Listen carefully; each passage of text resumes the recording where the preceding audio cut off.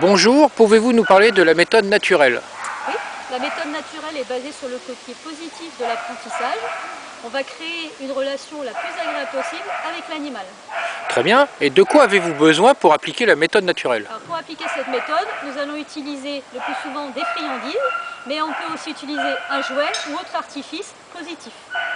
Alors, pouvez-vous nous faire une petite démonstration d'application de la méthode naturelle? Bien sûr, je vais vous faire une démonstration. Je vais pour cela appeler ma chienne Choupi. Choupi. C'est une malinoise de 2 ans qui a été éduquée à la méthode naturelle. Et dans cette séquence, je vais vous montrer comment on en apprend à faire un assis. D'accord? Donc un assis, le plus souvent, qu'est-ce qu'on fait? On tire sur la laisse, ou alors on appuie sur le train arrière. Là, en l'occurrence, on va lui apprendre pour éviter d'avoir des rapports de force avec notre chien. Donc je vais prendre une friandise très appétante, et je vais brancher ma chienne. Brancher le chien, c'est-à-dire qu'on va simplement mettre dans les narines la friandise, de façon à ce que le chien il soit connecté à moi. Top, je vais avancer. Top.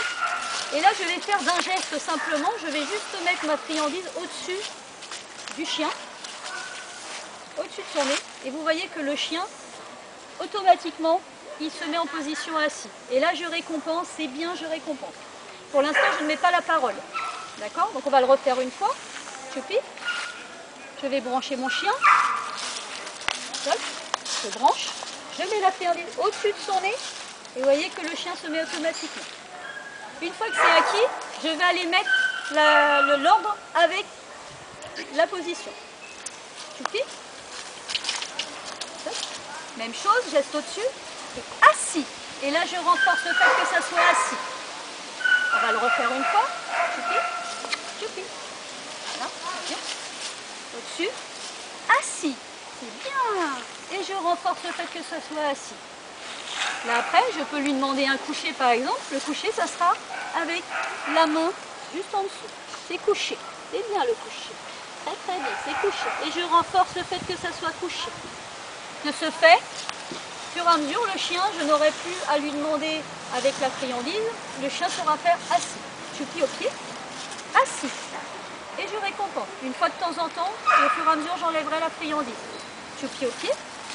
Choupi assis. C'est bien. Très très bien.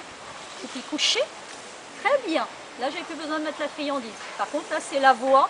Super. C'est bien. Ça ne m'empêche pas quand même de récompenser mon chien. Choupi au pied. Choupi assis. C'est bien. Et je récompense. Et donc, la méthode naturelle peut s'appliquer dans toutes les actions du chien en apprentissage.